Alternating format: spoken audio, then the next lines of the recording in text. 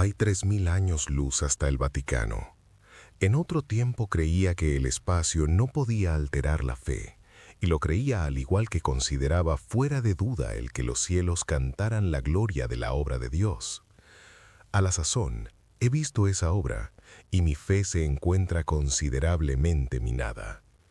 Contemplo el crucifijo que pende en la pared de la cabina sobre la computadora Mark VI, y por primera vez en mi vida me pregunto si no será un símbolo vacuo.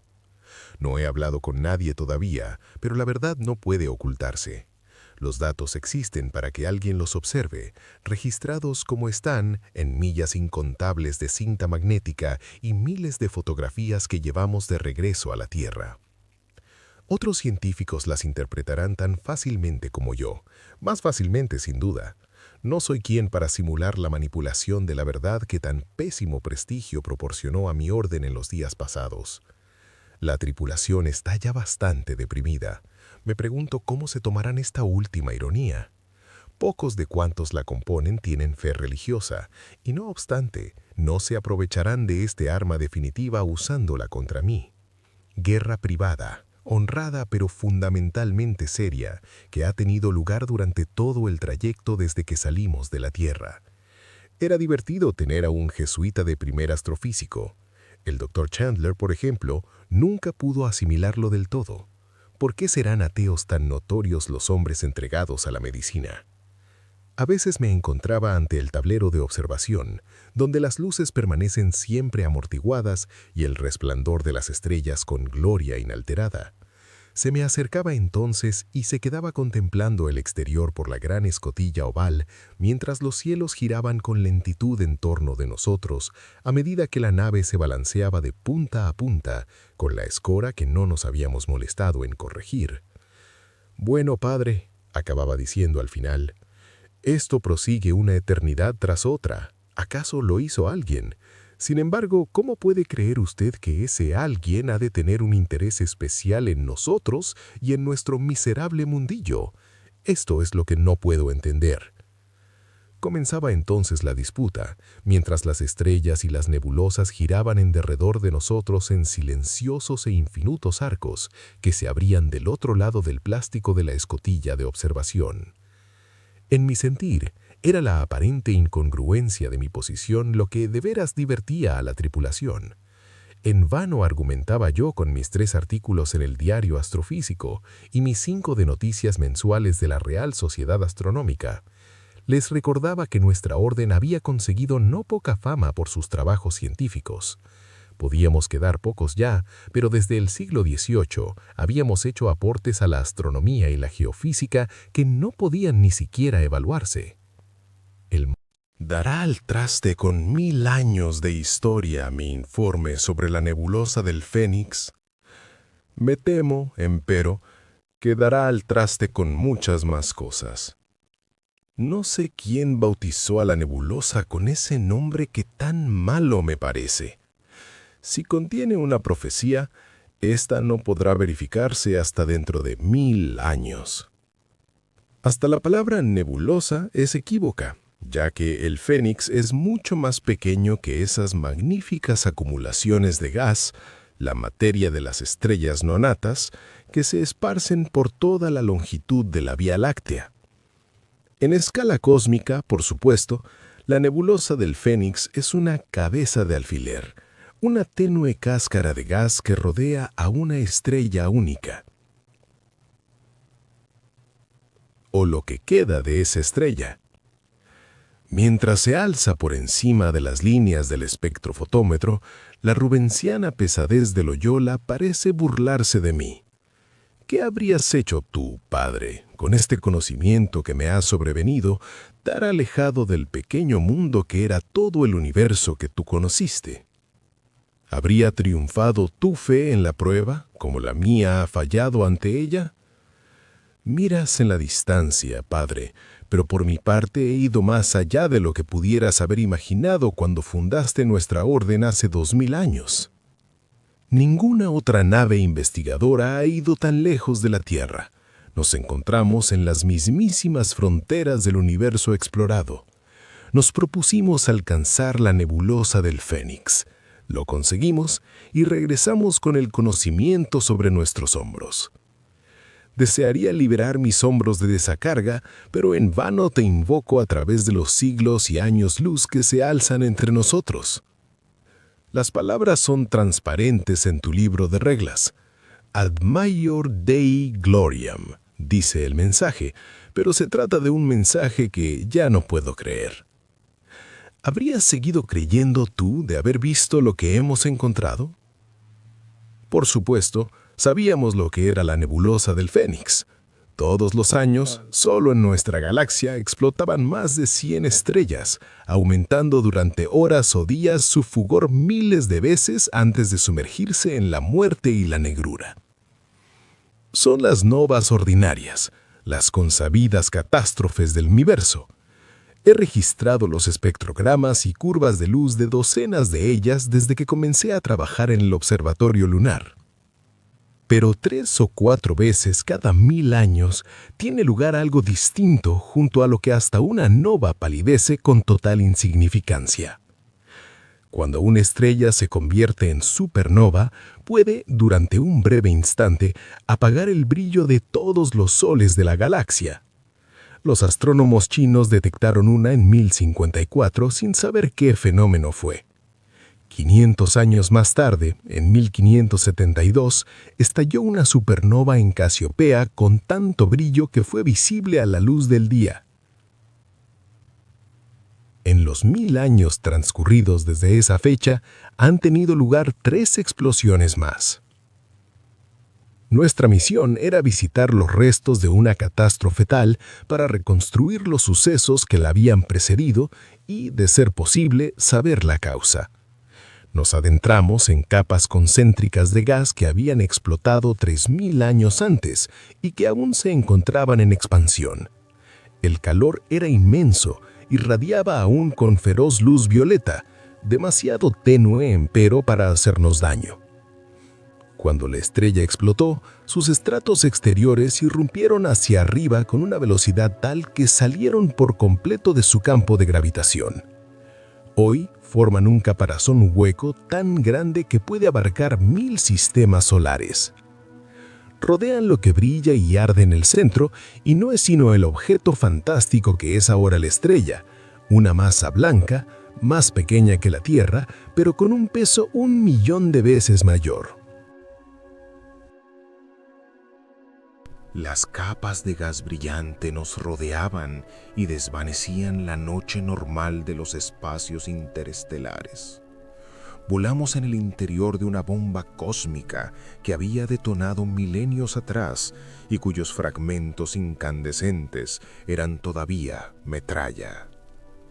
La inmensa escala de la explosión y el hecho de que su onda expansiva hubiera alcanzado ya un volumen de espacio de muchos billones de millas despojaba la escena de todo movimiento perceptible. Un ojo desnudo tardaría décadas antes de captar un movimiento en las torturadas espirales de gas. Sin embargo, la sensación del estallido lo dominaba todo. Habíamos comprobado nuestra dirección primaria horas antes y nos encaminábamos despacio hacia la pequeña estrella que teníamos al frente. Había sido un sol como el nuestro en otro tiempo, pero había despilfarrado en pocas horas la energía que habría mantenido su brillo durante 1.000.000 de años. A la sazón se encontraba como un tacaño desplumado que escatimara sus recursos en un intento de reparar su pródiga juventud. Seriamente, nadie esperaba encontrar planetas. Si alguno hubo antes de la explosión, se habría convertido en ráfagas de vapor y su sustancia se habría confundido con la estructura de la estrella misma. Pese a todo, investigamos rutinariamente, como siempre que nos aproximábamos a un sol desconocido, y dimos con un mundo diminuto que daba vueltas en torno de la estrella a una distancia inmensa. Tenía que verse tratado del Plutón de aquel desvanecido sistema solar, dando vueltas en las fronteras de la noche. Demasiado lejos del sol central para haber conocido la vida, Su distancia misma lo había salvado del destino que sin duda habían seguido todos sus compañeros. Los fuegos de la explosión habían afectado su capa rocosa y quemado la crosta de gas helado que en sus días lo habría cubierto. Aterrizamos y encontramos la bóveda. Sus constructores hicieron seguramente lo mismo que habríamos hecho nosotros. El pilón que se erguía sobre la entrada era a la sazón una masa fundida, pero desde que tomamos las primeras fotografías desde lejos, supimos que aquello había sido obra de la inteligencia. Poco después, detectamos la capa de radioactividad que había quedado enterrada en la roca. Aun cuando el pilón que descollaba sobre la bóveda habría sido destruido, esta capa habría permanecido, inmóvil, pero como faro eterno que llamaba a las estrellas. Nuestra nave descendió hacia aquel gigantesco ojo de buey como una flecha corre hacia la diana. El pilón debió alcanzar 1 milla de altura cuando fue construido, pero a la sazón parecía un cabo de vela que hubiera sido derretido y convertido en amasijo de cera. Nos costó 1 semana pasar por la capa rocosa fundida, ya que no teníamos las herramientas apropiadas para el caso. Nuestro programa original fue dejado de lado. Aquel monumento solitario que hablaba de un trabajo realizado a una distancia tan grande del sol destruido solo podía tener un sentido. Una civilización que supo cercana a su muerte había alzado su último dios a la inmortalidad. Habríamos tardado generaciones enteras en examinar todos los tesoros que encontramos en la bóveda. Ellos tuvieron mucho tiempo para prepararla, ya que el Sol debió dar sus primeros avisos muchos años antes de la explosión final. Todo lo que quisieron preservar, todos los frutos de su genio, lo llevaron hasta aquel mundo distante en los días que precedieron al fin, esperando que cualquier otra raza los encontrara y no hiciera caso omiso de ellos. Si hubieran tenido un poco más de tiempo, podían viajar con soltura de un planeta a otro, pero todavía no habían aprendido a salvar los golfos interestelares, y el sistema solar más cercano se encontraba a 100 años luz de distancia. Aun cuando no hubieran sido tan intranquilizadoramente humanos como mostraban sus esculturas, no hubiéramos podido menos que admirarlos y lamentar su destino. Dejaron miles de registros visuales y máquinas para proyectarlos, junto con elaboradas instrucciones gráficas de las que no resultaba difícil deducir su lenguaje escrito. Examinamos muchos de aquellos registros y revivimos con ellos por vez primera en 6.000 años la calidez y hermosura de una civilización que tuvo que ser superior a la nuestra de muchas maneras. ¿Acaso habían dejado memoria solo de lo mejor? Pero sus mundos eran encantadores y sus ciudades habían sido construidas con una gracia que se relacionaba con la de cualquiera de las nuestras. Las contemplamos en pleno funcionamiento y escuchamos su habla musical a través de las centurias. Recuerdo todavía una viva escena.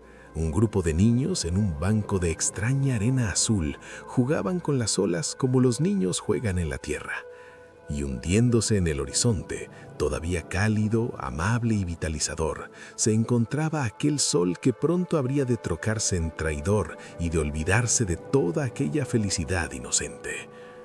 Posiblemente, de no haber estado tan lejos de la tierra y de no habernos encontrado por ende tan propensos a la soledad, no nos habríamos conmovido tanto.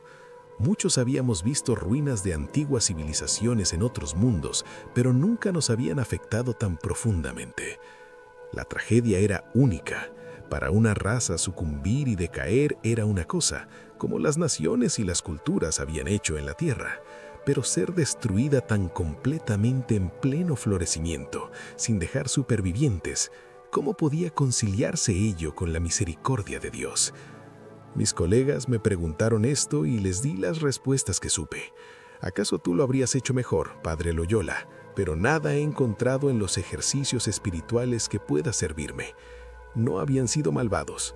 No sé a qué dioses adoraban, si acaso adoraban alguno, pero los he visto después de muchos siglos y he contemplado durante largos instantes el empeño que pusieron en su último esfuerzo por preservarse, mientras ese empeño era iluminado por el sol que estaba amenazado.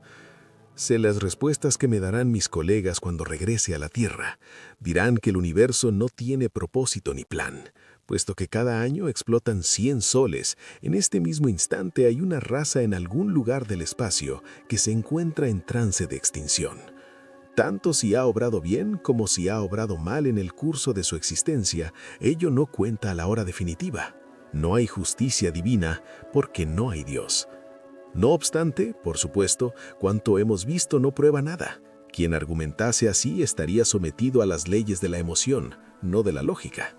Dios no necesita justificar sus actos ante los hombres. Aquel que hizo el universo puede destruirlo cuando quiera.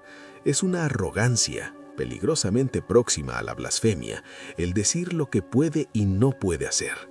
A pesar de los mundos y las civilizaciones incluidas en esta consideración, podría haber aceptado este razonamiento, pero hay un punto en el que la fe más profunda se resquebraja, y a la sazón, una vez hechos mis cálculos, he alcanzado ese punto. Antes de llegar a la nebulosa, nos era imposible decir cuándo se había producido la explosión. No obstante, a la sazón, gracias a la evidencia astronómica y a los registros encontrados en el planeta superviviente, he podido fechar la catástrofe con precisión. Sé en qué año llegó a la Tierra la luz despedida por aquel estruendo colosal. Sé con qué brillantez lució en los cielos terrestres la supernova cuyo cadáver relampagueaba mortecinamente tras nuestra nave. Sé también lo que ocasionó un resplandor a poca altura antes del alba, brillando como un faro en el oriente. Razonablemente no puede haber dudas. El viejo misterio está resuelto por fin. Sin embargo, Señor, había tantas estrellas que pudiste haber usado. ¿Qué necesidad había de llevar a aquella gente a la destrucción y que el signo de su aniquilación resplandeciera sobre Belén?